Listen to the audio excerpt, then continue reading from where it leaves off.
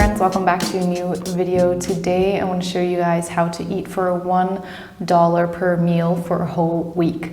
Now you might be thinking, okay, she just ate beans on rice for a whole week, but that's not true.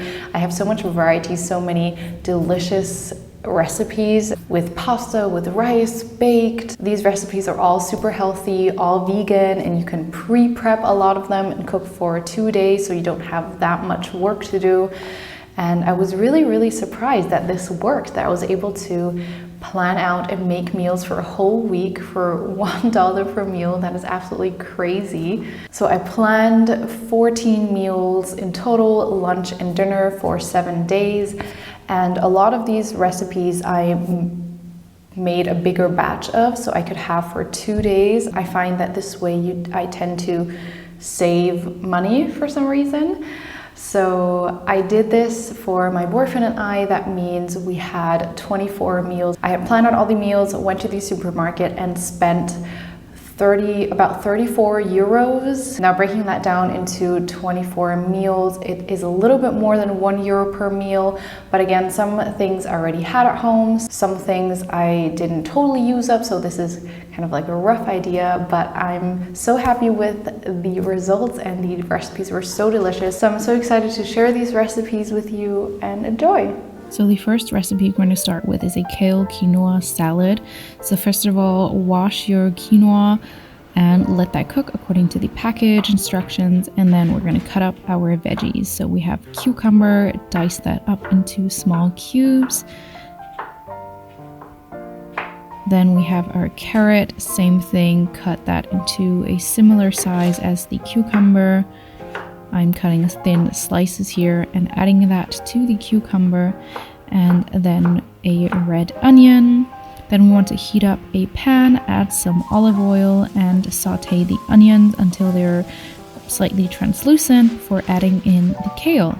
I'm using frozen kale. You just want that to defrost and fry it up a little bit, and then add that to your cooked quinoa, cucumber, and carrots.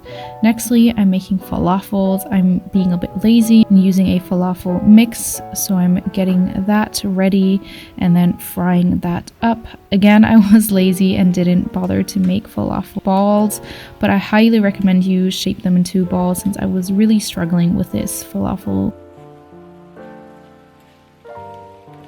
Then we're going to season our salad with some lemon juice, some olive oil, some salt and pepper, some garlic powder, and then mix everything up, combine everything, and enjoy the salad cold or warm, however you like. And that's it. It's so delicious, and especially for the upcoming summer and spring, and a delicious lunch. I made more of this and stored the rest in a container to have for the next day.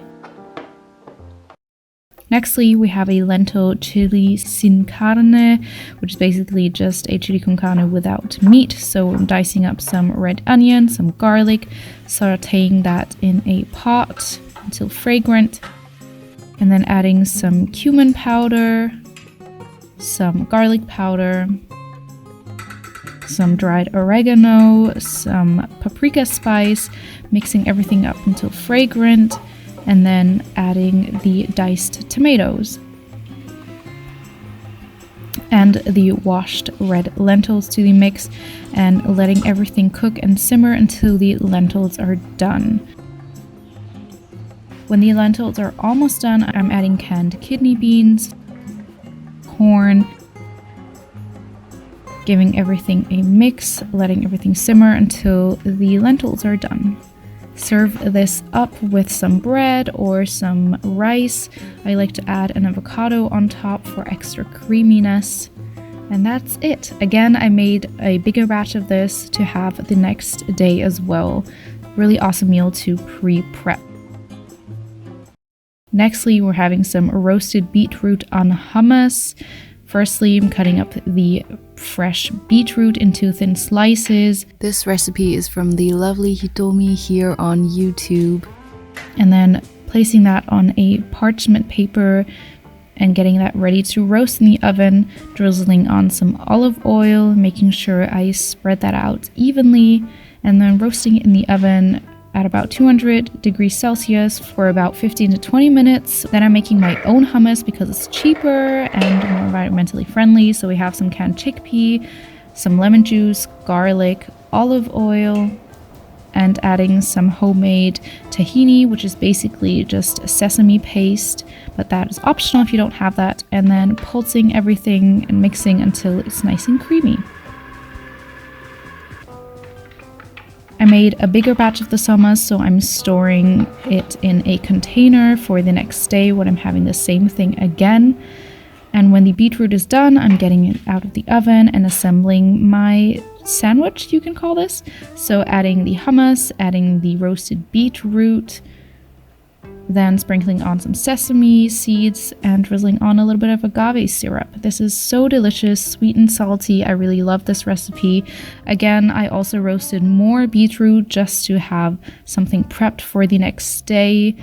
And yeah, a simple lunch that you can have for 2 days to enjoy. It's so healthy and so delicious.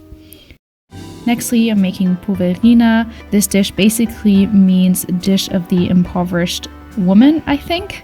So firstly, I'm cutting up some tomatoes into small cubes and then mincing up some garlic, heating up some olive oil in a pan. I'm very generous with the olive oil here. Cooking the pasta while I'm making the sauce. So for the sauce, I'm adding the garlic, letting that become fragrant for a minute or so, then adding some dried parsley. You can add fresh or frozen, that will make it even better, and then adding the tomatoes. And once the tomatoes have slightly wilted, your sauce is pretty much done. Seasoning with some salt and pepper and letting that simmer. Adding some pasta water and the pasta. And you basically just want to toss the pasta until everything is nice and incorporated and the water has been soaked up. And you're done. This one is so easy. Plate everything up and enjoy. I made sure to make some frozen veggies as a side for added vitamins. Nextly, our dish is stuffed peppers. This one's so delicious. Firstly, I'm washing the rice and cooking the rice. Then I'm cutting up the ingredients. So we have carrots. I'm cutting that up into small cubes. Then I'm cutting up the mushrooms, the red onion, and some garlic. Frying up the garlic and the onion in a pan with some olive oil. Once it's translucent, I'm adding the mushrooms and the carrots to fry until fragrant. Then in a new pot, we're making the creamy sauce. For that, we're adding olive oil to a pot, then adding some flour, mixing that up, adding some water or stock. Make sure to break up all the clumps, adding some oat milk to make it more creamy, and whisk until the sauce has thickened. Then I'm adding in the cooked rice and the cooked veggies and mixing everything up until it's one mixture, I guess, seasoning with salt and pepper. Nextly, I'm preparing the tomato sauce. So we have some passata, to which I'm adding garlic powder, oregano, salt and pepper, mixing that all up. And then placing the halved and cored paprikas onto the sauce and stuffing the paprika with the rice mixture that we made. Be sure to be very generous, sprinkling on some oregano and then putting that into the oven to bake for about another 20 to 30 minutes, and you're basically done. Again, this one I made a bigger batch of to have the next day.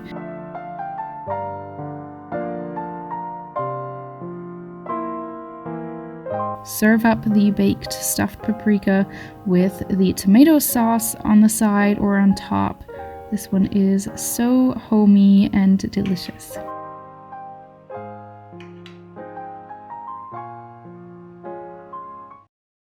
Nextly, we have some spicy sesame noodles with a delicious pickled salad on top. Firstly, I'm cutting up the cucumbers into thin slices. Then I'm cutting up a red cabbage also into thin slices. Place both of the veggies into a mixing bowl, add some sesame oil, some vinegar. I use balsamic vinegar because I didn't have normal vinegar. Adding sesame seeds and tossing up the salad and set that aside. Nextly, I'm crushing some garlic and mincing that. Also mincing some Sichuan pepper. You don't have to use this if you don't have it. Then adding a generous amount of oil into the pot. We're making a spicy chili oil, so adding all the garlic and the peppercorns, some chili, and then letting that fry. Make sure the garlic doesn't brown. We just want this to become fragrant. And when the chili oil is done, set that aside. Nextly, we're making the sauce. So I'm adding some peanut butter, some black sesame paste that I made myself, some sesame oil and some water, and mixing that all up until it's nice and smooth. Cooking some noodles and adding the noodles, or in this case the pasta, to the sesame sauce. Mix that up, drizzle on the chili oil, and add your pickled veggies on top. This one's also really great for summertime or springtime, which is coming up soon. I made a bigger batch of the pickled veggies just so I already have half of the ingredients prepped for the next day. Nextly, we're making a lentil shepherd's pie. This one is so delicious. I made it for Christmas this and last year. Firstly, we're cooking up some potatoes. In a pot, we're frying up some red onion and garlic and adding a vegetable stock to that and the washed brown lentils. Just basically letting the lentils cook until they are done. When the potatoes are done, peel the potatoes. I'm dressed fancily here because it was actually Valentine's Day that we made this dish. Then mash up the potatoes, add some olive oil, salt and pepper, and when the lentils are done, scoop that into a baking tray or casserole dish, level that out, and then add the mashed potatoes on top. Make sure to spread that out nicely and let that bake until the top is slightly crispy. And that's it. I sprinkle on some nutritional yeast and some parsley, and your dish is done. Again, I made a bigger batch to have the next day as well. This one is so delicious, and again, something that is nice and comforting and also a little bit fancy, which is why I make it for special occasions like Christmas or, in this case, Valentine's Day. Lastly, we have a rainbow fried rice. Firstly, we have to cook our rice. I actually cooked a mixture of rice and black lentils, which made the rice black. Then I'm mincing up some garlic, some ginger, and a red onion. Then cutting up some carrots and a little bit of red cabbage, frying up the garlic, onion, and ginger. Once it's nice and fragrant, I'm adding the rest of the veggies and frying that up. When that is slightly softened, I'm adding the corn, frying that up, and peas. And in my case, I also decide to add some edamame beans, but you don't have to do this. Mix everything up, and you can already see the nice colors coming together. Adding the rice, frying that up. I like to make a well in the middle into which I pour the soy sauce. Then I mix everything up, and that's it. Fried rice is always so simple and so delicious, and this one is so nutritious with so many different veggies. Serve it up hot and enjoy. Thank you so much for watching this video. Hope you enjoyed these recipes. Let me know which one of them look the best in the comments down below, which one you would like to recreate. I think this is a really great meal plan to try out if you're on a budget but would still like to indulge on food. So give it a thumbs up if you like this video and subscribe for more. Thank you so much for watching, and I'll see you in my next video. Bye.